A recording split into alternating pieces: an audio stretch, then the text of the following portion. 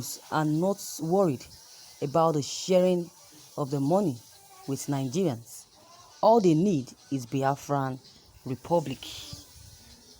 I would normally not have wanted to involve myself in this controversy, but I thought it might not be necessary to distance my pen. At the same time, I am distancing myself from everybody. Our people have a proverb that an old man does not sit idle and watch while a goat commits suicide on his teethers.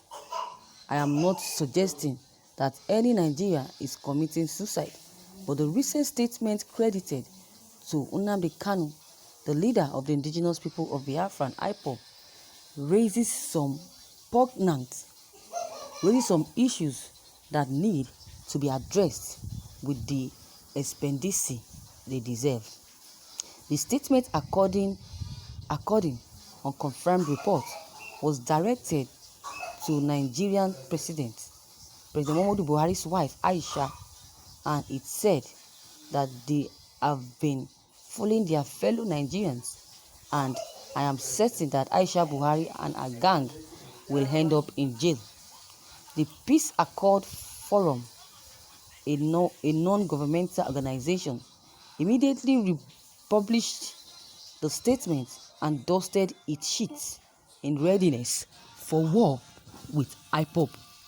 In its reaction, the national coordinator, Ambrose Omorodion, not only mocked the statement, but suggested that Nnamdi Kanu was dead and buried, and that IPOB knew where his grave is.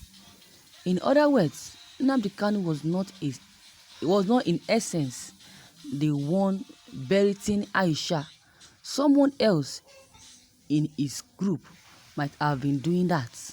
The coalition of southern and northern Nigerian elites who are bent on forging unity, being the south and the north of Nigeria, said that the illusional minds of Nnamdi Kanu's impostor, or whoever uses his social media accounts in recent days, seems to be on overdrive gear. It appeals to gullible minds to seek light or remain in IPOB darkness and captivities forever. The organization said that IPOB had made futile attempts to convince the world that their leader Nnamdi Kanu was still alive, and because they failed, they resorted to verbal attacks on anyone and everyone.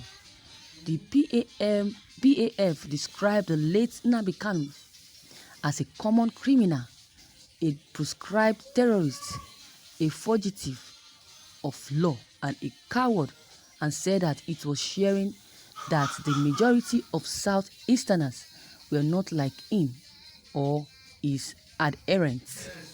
The PAF said that they had observed that the busybodies that were around Nnamdi Kanu in his lifetime got enough peanuts to keep his foolishness alive, that they were probably still being founded away.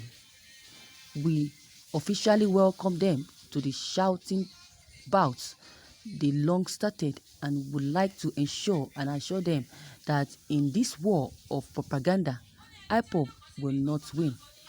PAF is now fully in the battle. Battle or no battle, it is necessary to put a few things in their right perception. The agitation of IPOB, for which Nnamdi Kanu has continually been vilified, is for a referendum to be conducted by the federal government. That is the only thing IPOB has been asking for Nigerian ever since.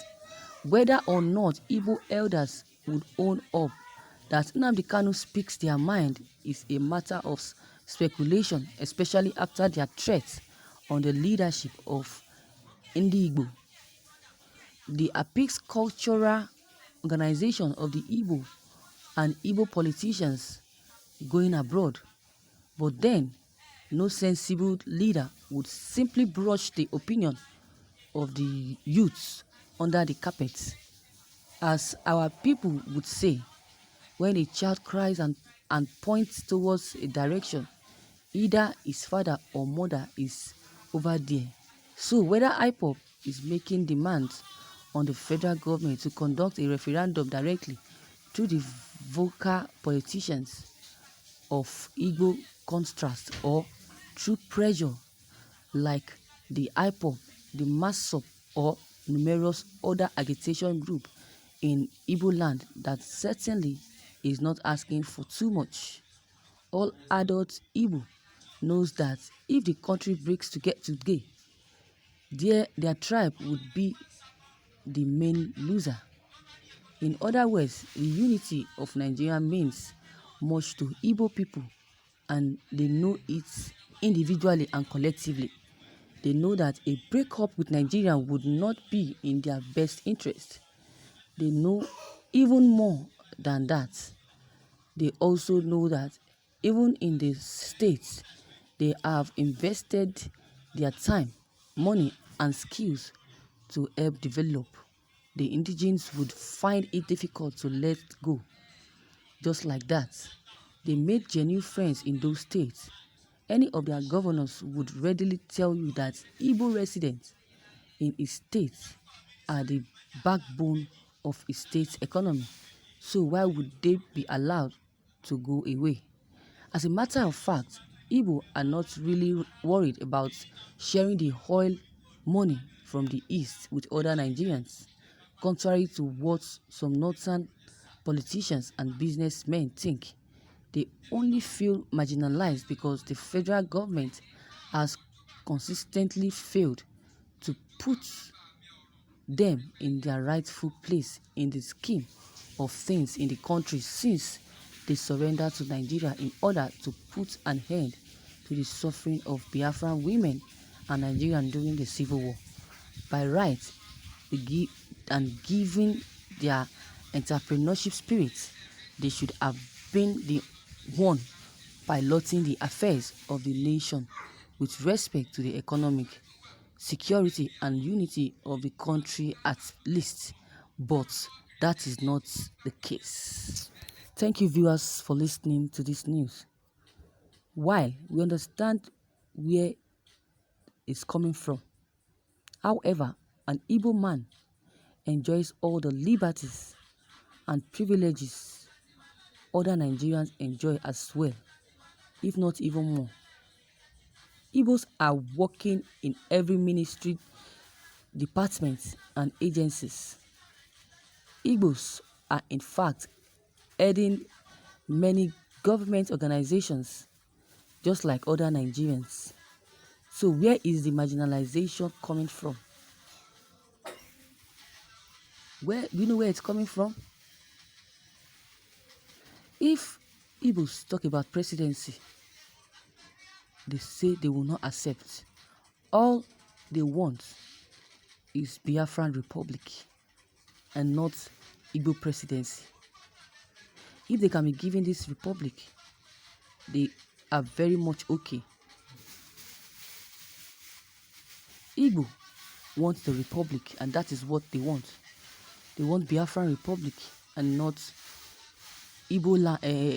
not presidency. They don't want the presidency. If they can be given this republic, then this country will be at peace, will be peaceful. So I think this is what they need. If this is given to them, they will be so much happy, and Nnamdi Kanu's struggle will definitely not be in vain.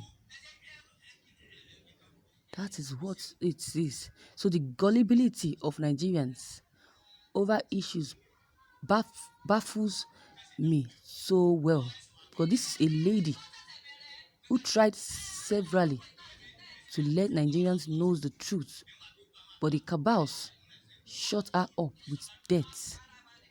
They shut her up with death threats. They sent a threatful message to her that they will kill her if she exposes the secrets in the cabal, if he exposed secrets in the villa, I am talking about President Muhammadu Buhari's wife, Aisha Buhari. She wanted to say the truth about President Muhammadu Buhari, but they threatened to kill her if she utters any words. So because of that, she has been quiet. She has never uttered any words. She has refused to expose these people. She has refused to expose the cabal because they shut her up and threatened her with death and some billions of dollars, which we all read online was given to her. So never to worry, as what happened in 2015 is not enough to think about. I know that very soon God will definitely vindicate us and expose all these people. So this writer that wrote this is a fool. He shouldn't have said all this he said about Nnamdi Kanu, because Biafra is a republic already. He's just blabbling like an egot, trying to draw a she-goat to attention. Since he resorted to his useless propaganda of Nnamdi Kanu being dead, then he has made series of live broadcasts both on radio and television to prove that he is alive. But he kept saying nonsense things about him. So viewers and Nigerians, we only believe what we believe. We as Biafrans, is all we need is referendum for us to get the republic, and that is final. So Biafran has come to stay. Biafran has gotten its independence. Nothing can stop it. All hail Biafra. All hail Nnamdi Kanu. So viewers, thank you for listening to these things. Your comment is so needed. Drop them below the comment box. Click on the subscribe button as well as the bell button to receive updates whenever I publish new videos. And don't forget, share and like these things as well. Thank you.